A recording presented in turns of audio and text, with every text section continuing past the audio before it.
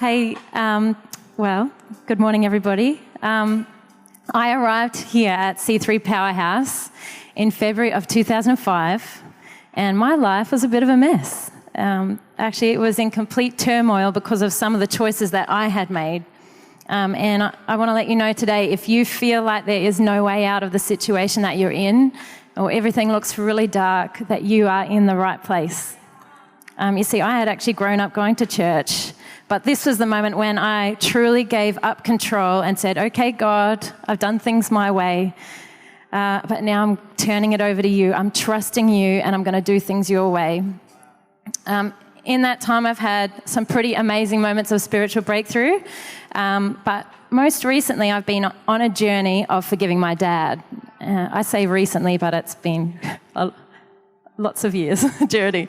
I grew up in a very loving family, and I have many wonderful memories, but my dad was an alcoholic. And because of his heavy drug use, he suffered severe mental health problems. He was emotionally abusive, and although he didn't hurt me physically, he came very, very close. And there was an atmosphere of violence that hung over our house. I wasn't really aware of what was happening at the time, but deep down, I felt rejected by my own dad, who didn't love me enough to choose me over going to the bottle shop and buying another bottle of sherry and smoking some weed. My dad passed away 7 years ago, and at the time, the overwhelming feeling I had was relief.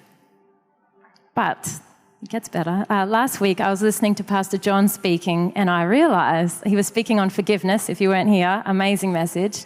And I realised I have been through all of those steps. The most powerful step for me, and the key to unlocking things, was the third one, and that was get rid of anger, even though I didn't really think I was that angry, but it was getting rid of pain. You see, for years I'd done the first step, and I'd made the choice to forgive. I'd responded in church every time somebody preached on forgiveness. And I even prayed for my dad. I would have said that I had forgiven him, and yet I couldn't talk about him or watch a commercial where a father hugged his daughter without welling up in pain on the inside.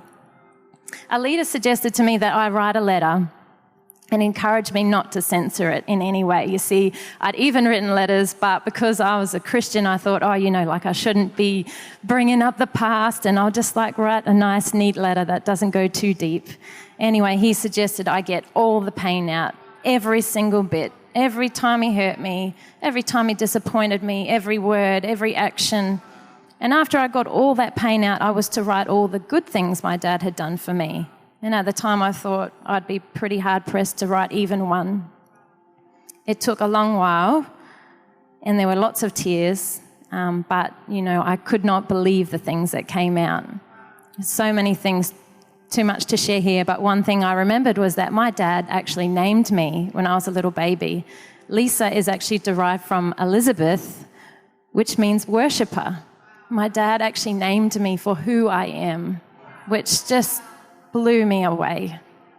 After writing this letter, I've got to tell you, I feel lighter and freer than ever before. The pain that was in my heart that I'd grown so accustomed to that it felt normal has gone, and the heaviness that just hung around my life is gone. And I've experienced the love of God where I only kind of knew it. I knew in my head that he loved me, but there was something blocking. I couldn't feel it. Well, now I feel it in a very deep and unshakable way, and my heart is constantly filled in awe and wonder at the goodness of God. And if I could just encourage you today that you are in an amazing church with this series we're in at the moment, just take a hold of it and go home and do it. If you don't do it, there's no power in it. So take hold of it. Thank you.